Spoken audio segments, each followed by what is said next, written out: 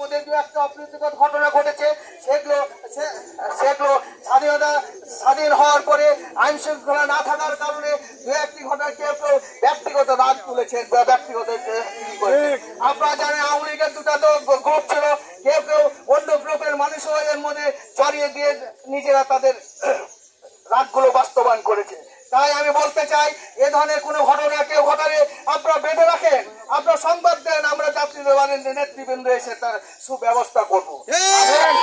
তাই আগামী দিনে আমাদের ধানের শীষের কান্ডারি তানোর গোদাগাড়ি ধানের শীষের কান্ডারি আমাদের মরহুম ব্যারিস্টার আমরুল হকের সহোদর ভাই মেজর জেনারেল অবসরপ্রাপ্ত শরীফউদ্দিনের হাতকে শক্তিশালী করার জন্য এবং সকল আওয়ামী লীগের মানুষকে আমাদের পতাকা তলে আসার আহ্বান জানিয়ে এবং দেশ গড়ার কাজে অংশগ্রহণের আহ্বান জানাচ্ছি। আপনারা জানেন অনেক জায়গাতে এমপির গ্রাম পুড়িয়ে দেওয়া হয়েছে, অনেক জায়গাতে এমপির বাড়ি পুড়িয়ে দেওয়া হয়েছে। আমার কাছে অনেক প্রস্তাব এসেছিল, রাজশাহী থেকে লোক আসার কথা ছিল, আমি সমস্ত কিছু প্রত্যাখ্যান করেছি।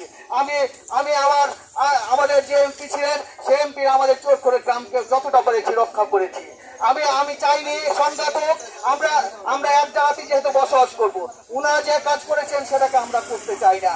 তাই অন্য জায়গার তুলনায় আপনারা খেয়াল করবেন, আমাদের এখানে কিন্তু অনেকটা অপ্রীতিকর ঘটনা থেকে আমরা কিন্তু বেঁচে আছি। তাই আবারও আপনাদের সকলের কাছে আহ্বান জানাই, আপনারা আমাদের সাথে আসুন, দেশ গড়ার কাজে অংশগ্রহণ করুন এবং আমাদের ধানের শীষকে সমৃদ্ধ করুন এবং দলকে সমৃদ্ধ, বাংলা জাতীয় দলকে সমৃদ্ধ করার কাজে অংশগ্রহণ করার আহ্বান জানিয়ে আমি আমার সংক্ষিপ্ত বক্তব্য শেষ করছি। আসসালামু আলাইকুম। বাংলাদেশ জাতীয় দল জিন্দাবাদ, জিন্দাবাদ, তারেক রহমান জিন্দাবাদ, অমর হোক, অমর হোক, অমর হোক।